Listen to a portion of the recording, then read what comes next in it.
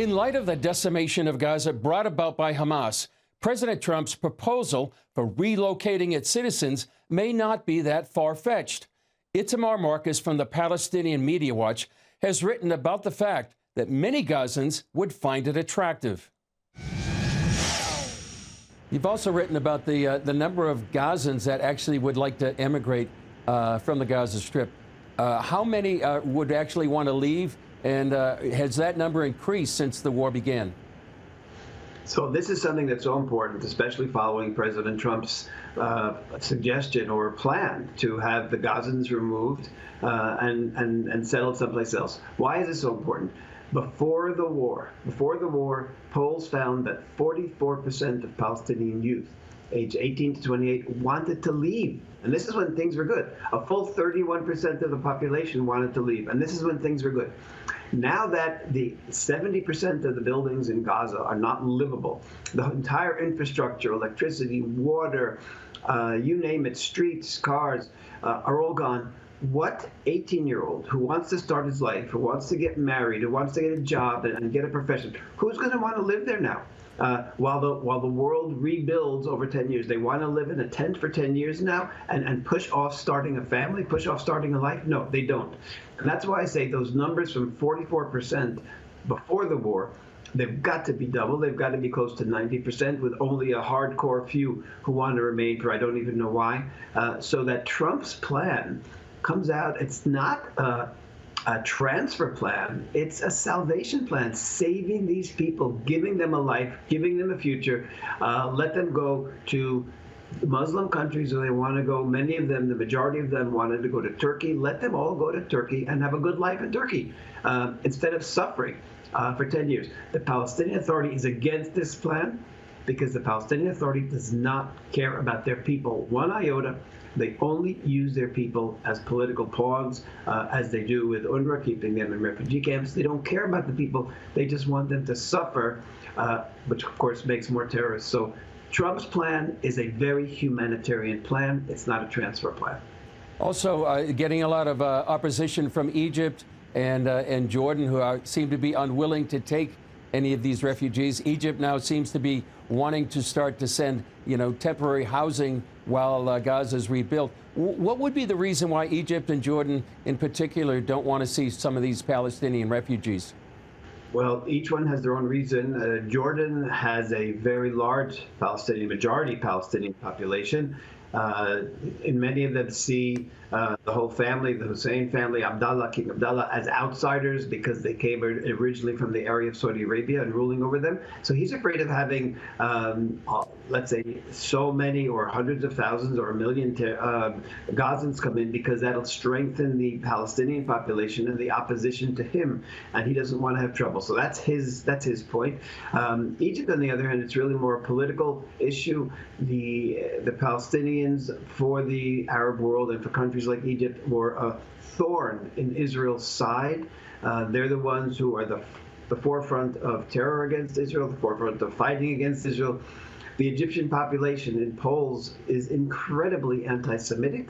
We've had a peace treaty, but it hasn't impacted on opinions in Egypt at all.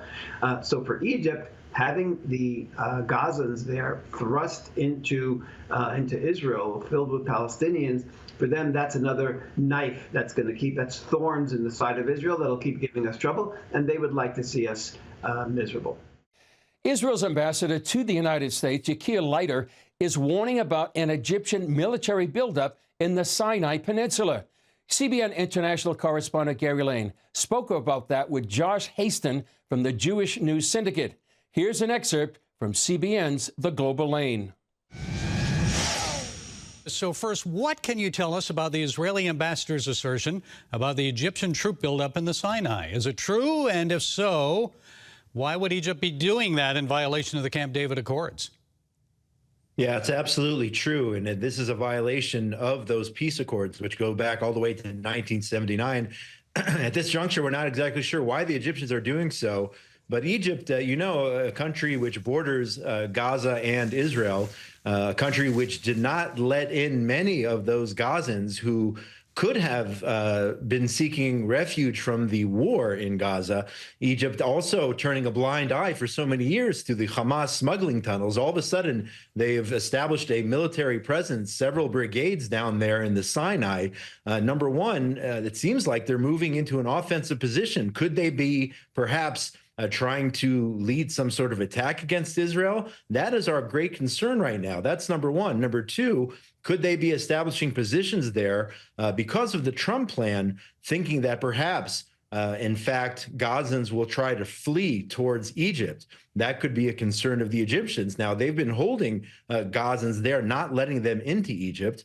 And all of a sudden, they're playing a role on an international stage, perhaps trying to keep them in Gaza against the Trump plan. They are trying to put together a plan of their own. They'd like to see the Gazans remain in Gaza, unwilling to help their fellow Arab Muslims, instead trying to hold them there as pawns against the state of Israel. So that it could be several of those factors playing in here, and that's the reason perhaps why you have a military buildup, again, in violation of the Israeli-Egyptian peace accords. Well, the good journalist that you are, and I know from my own experience, I mean, you always look at timing of things.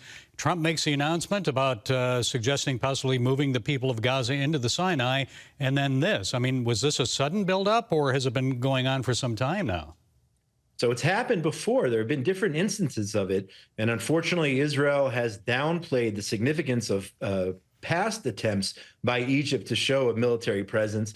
And all of a sudden, they have a new plan, if you will, completely the opposite of what President Trump says he wants to do. That is move the Gazans out of Gaza in order to rebuild, and then the United States would then take over. So all of a sudden, Egypt wants to get involved when they've been quiet for so long, ignoring the plight of the Gazans, ignoring what's going on in that part of the globe. So is Egypt's plan for Gaza getting any traction? What's the response?